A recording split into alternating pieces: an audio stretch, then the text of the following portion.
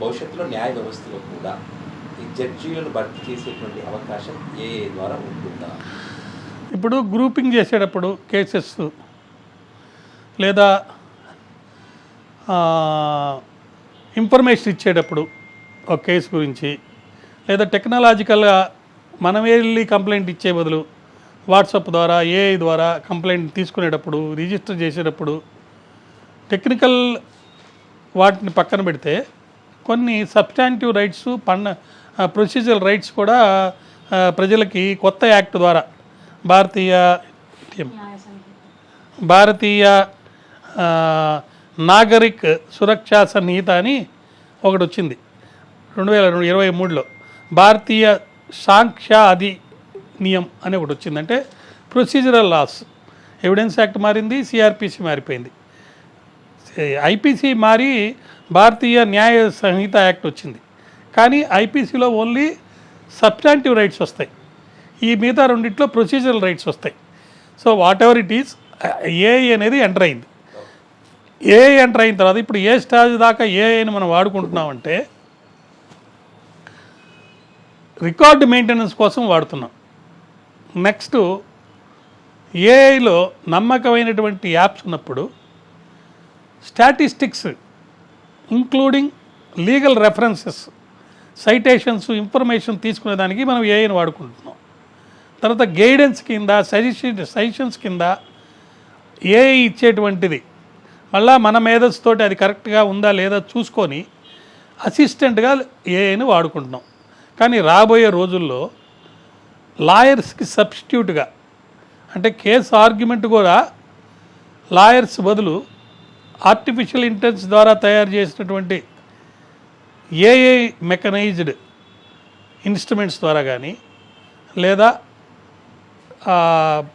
బొమ్మలు చూస్తుంటాం మనం, మనుషుల్లాగానే ఉంటారు, వాళ్ళని తీసుకొచ్చి ఆర్గ్యూ చేసేదానికి, అసిస్టెన్స్ తీసుకునేదానికి అవకాశం ఉంది.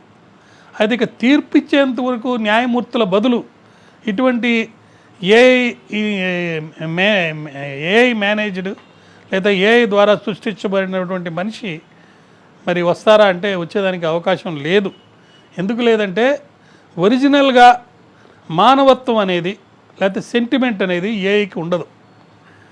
కానీ అక్కడక్కడ కొన్ని సందర్భాల్లో ఏఐ కూడా, ఈ మిషన్ కూడా మానవత్వం సెంటిమెంట్స్ తోటి పనిచేస్తున్నట్టుగా కొన్ని మన సందర్భాల్లో మనం వింటున్నాం.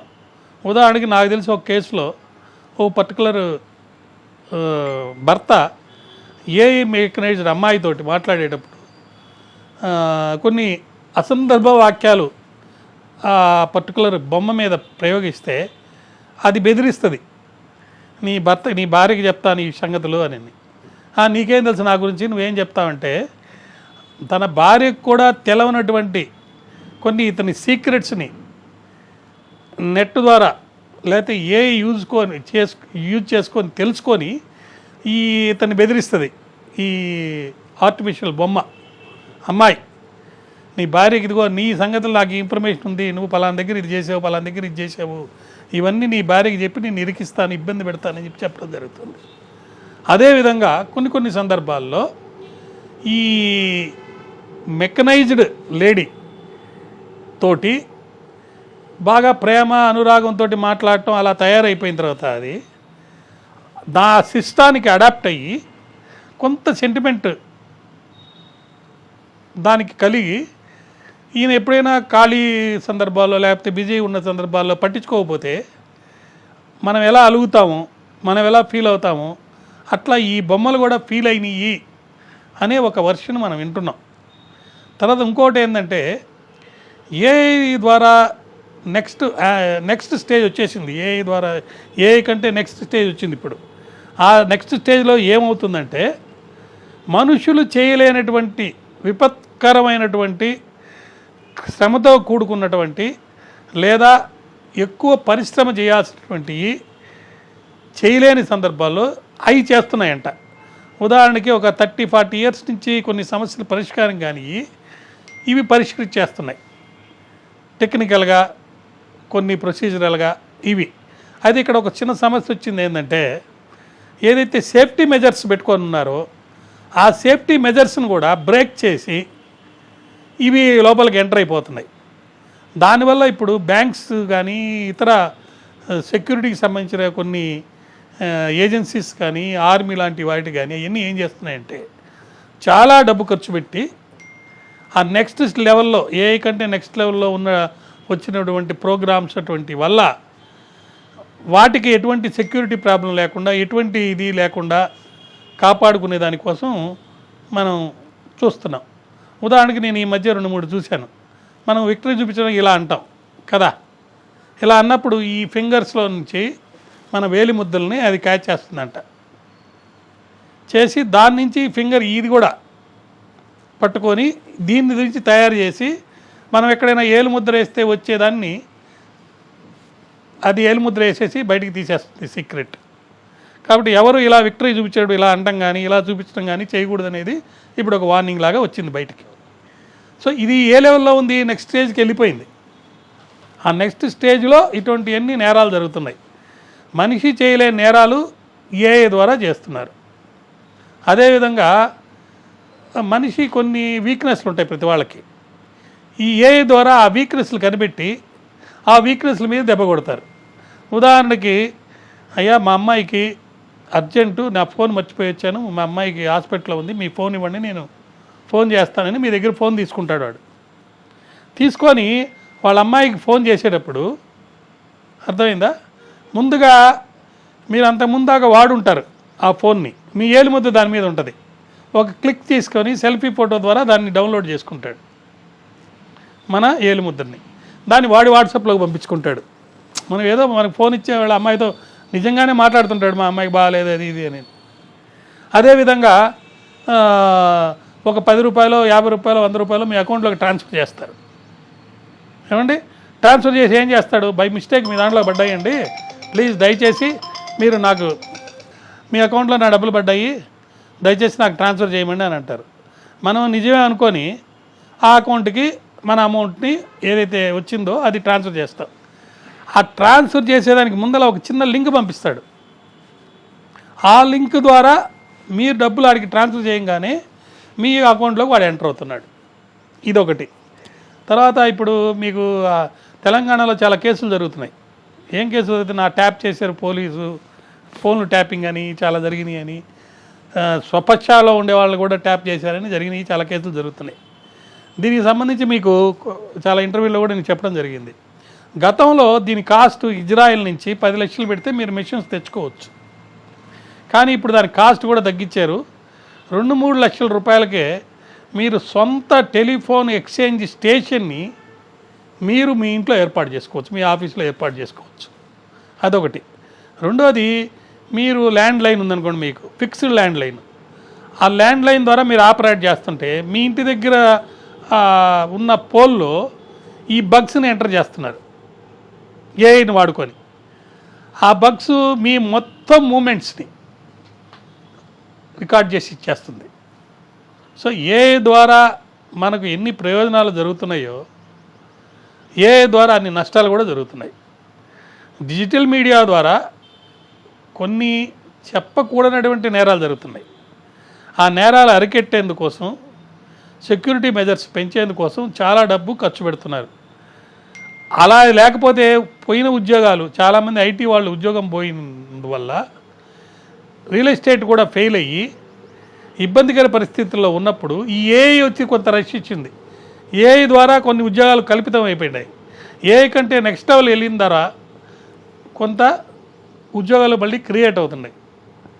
దానివల్ల ప్రయోజనాలు ఉన్నాయి, నష్టాలు ఉన్నాయి. అయితే న్యాయ వ్యవస్థలో త్వరితగతిని అందించేందుకోసం న్యాయమూర్తి బదులుగా మరి ఏఐ మిషన్ వచ్చి పనిచేయడం అనేది చాలా సందర్భాల్లో జరిగేదానికి అవకాశాలు చాలా తక్కువ ఉన్నాయి. అయితే ఇక్కడ ఒక చిన్న విషయం అయితే ఒకటి ఉంది.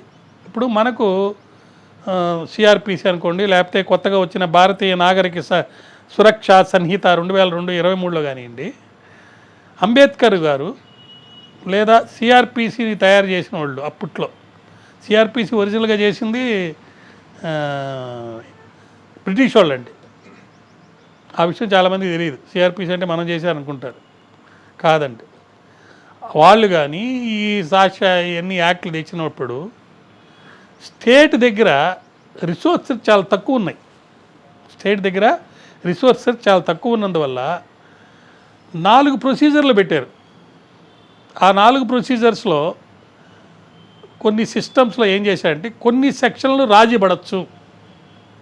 అంటే నేరం జరిగింది కానీ వాళ్ళిద్దరు ఇష్టపడి రాజీ పడిపోయారు కాబట్టి ఆ నేరాన్ని వదులుకోవచ్చు. ఉదాహరణకి ఒక అతన్ని మనం కొడితే అతనికి పళ్ళు రాలి, ఆ పళ్ళు రాలిన దానికి అతనికి కాంపన్సేషన్ ఇచ్చి క్షమాపణ చెప్తే ఇద్దరు ఇంటి పక్కనే ఉన్నారు కాబట్టి without permission of the court కూడా చేసుకోవచ్చు రాజీ. ఇవన్నీ ఎందుకు చేశారంటే ట్రయల్లో డిలే జరగకుండా